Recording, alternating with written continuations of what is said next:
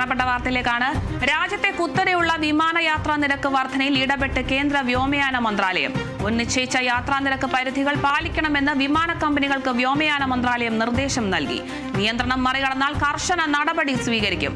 യാത്രക്കാരെ ചൂഷണം ചെയ്യാൻ അനുവദിക്കില്ല. മുതിർന്ന പൗരന്മാർ, വിദ്യാർത്ഥികൾ, രോഗികൾ എന്നിവരെ ബുദ്ധിമുട്ടിലാക്കരുതെന്നും നിർദ്ദേശമുണ്ട്.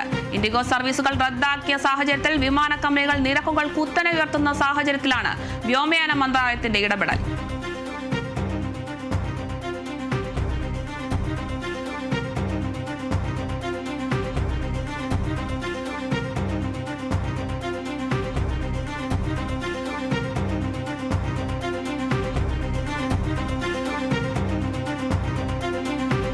രാജ്യത്തെ കുത്തനെയുള്ള വിമാനയാത്രാ നിരക്ക് വർധനയിൽ ഇടപെട്ടിരിക്കുകയാണ് കേന്ദ്ര വ്യോമയാന മന്ത്രാലയം.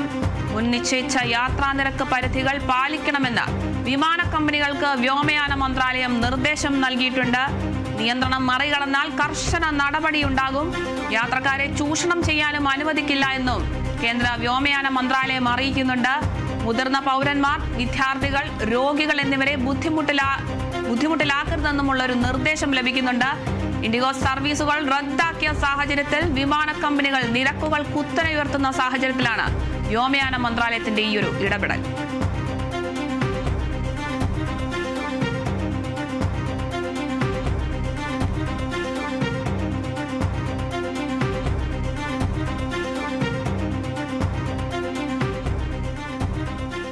വ്യോമയാന മേഖലയിലെ ഡ്യൂട്ടി ചട്ടത്തെ തുടർന്ന് ഇൻഡിഗോ വിമാന സർവീസിലുണ്ടായ